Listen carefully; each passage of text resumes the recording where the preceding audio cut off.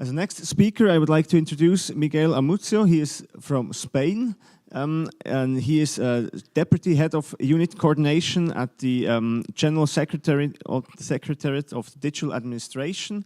And he will speak to us about sharing and reusing of e-services in Spain. And we'll see what is the neighbor country of Portugal doing there. Okay, thanks, Matthias. Good morning, ladies and gentlemen. I appreciate very much the opportunity to speak here today in this ISA² Share and Reuse conference in Lisbon.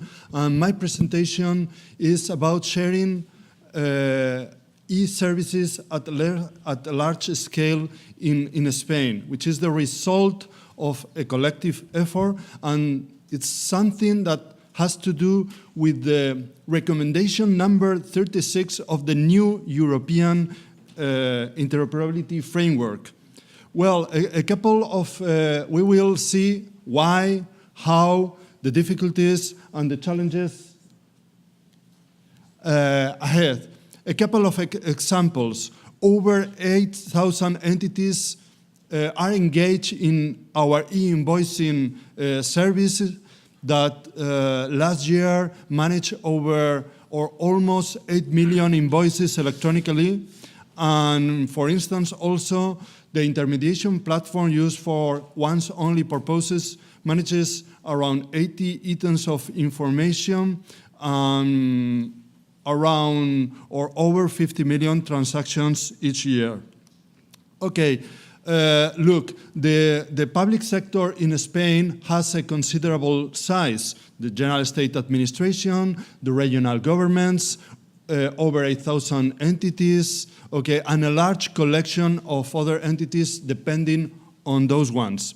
As you can imagine, this scenario is quite complex, and we have to cope with diversity, we have to cope with complexity, because there are front runners and the ones who lag behind because of unbalanced resources, budget, human resources, technical skills.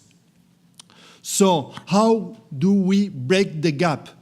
How do we take as many entities as possible to the front line?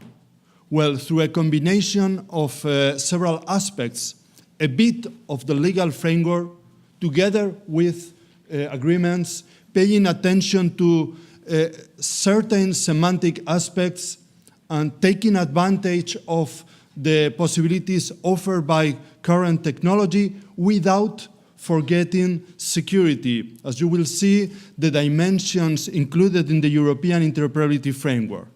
The legal framework identifies and provides support to the main elements of the value chain to provide e-government services. These elements are identified in the legal framework, and this legal framework also promotes the reuse in general, and the engagement of other public administrations in the services provided by the central government. Then we have been signing agreements to engage public administrations in the use of these services with the regional governments. Then local entities are there through their regional governments, and also with public universities, etc. From the semantic point of view, we have a lot to do.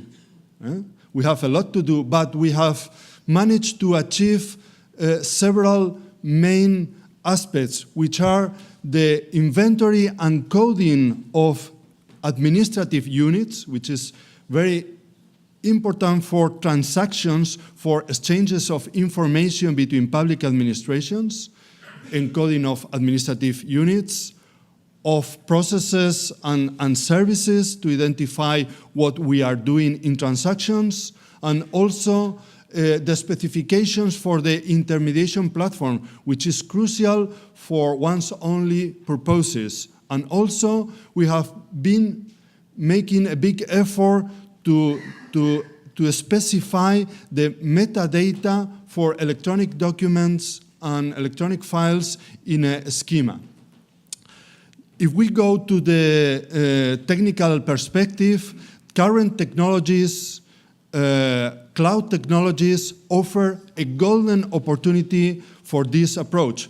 On this basis, we offer a catalog of services, which is a notion that has been included in the new European framework, and I'm very, very happy with that inclusion because we promoted and we insisted that the use of common services, the catalogs of services, standards, infrastructures, were very important to be included in the European framework.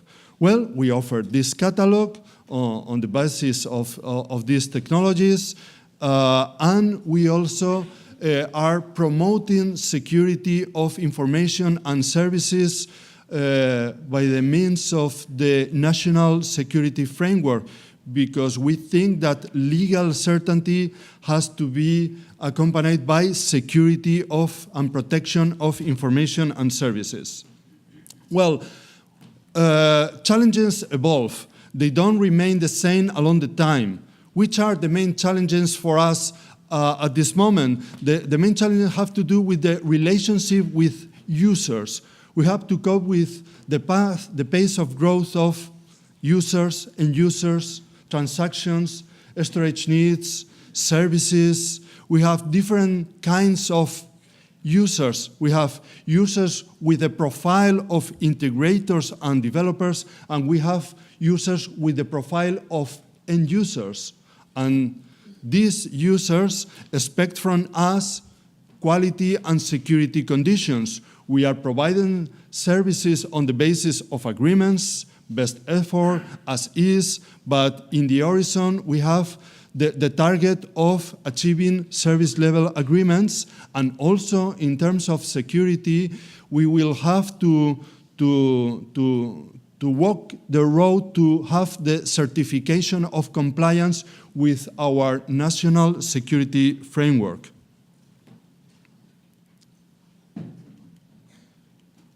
So, in terms of the way ahead, what we have ahead? The following. The main thing is that we have to deploy models that facilitate sharing and reuse, because as you can imagine and as you have seen, this model of signing agreements is burdensome, time-consuming, requires efforts to manage, to renew. So our idea is to progress to one click. It's not exactly one click, but to change the way of signing agreements by facilitating the adhesion of public entities to our services through electronic means, like accepting a license electronically with a few clicks, providing essential information, for instance, to join our services. The next question, which is a concern for us, is the engagement of the private sector in our services.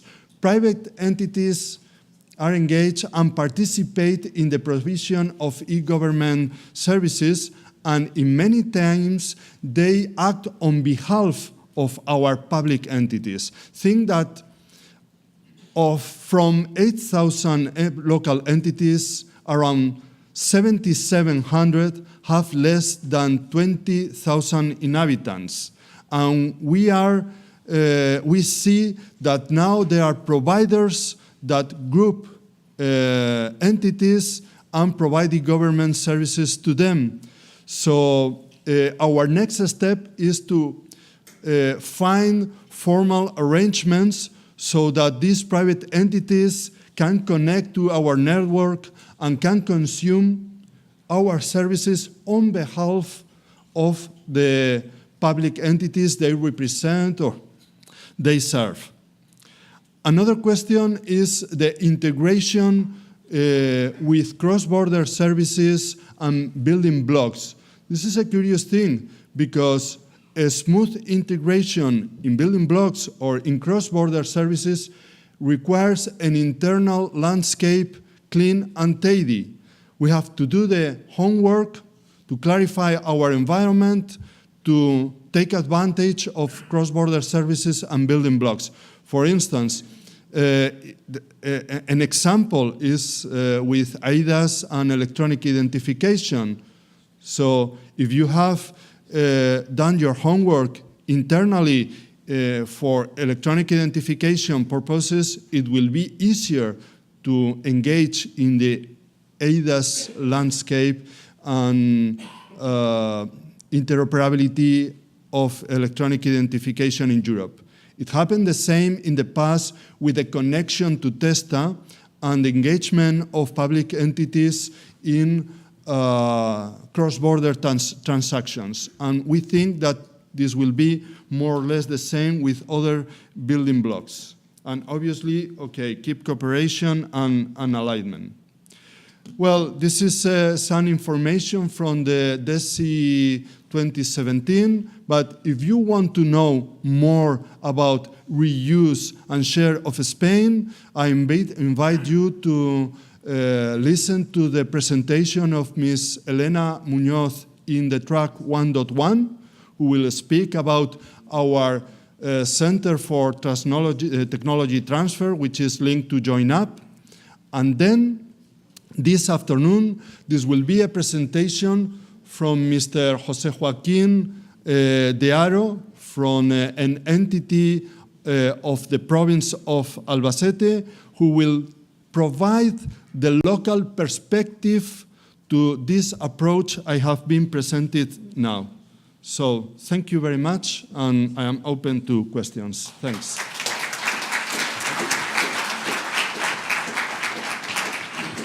Thank you, Miguel, for this interesting presentation. We'll have time for questions in the discussion round in a minute, after the presentations.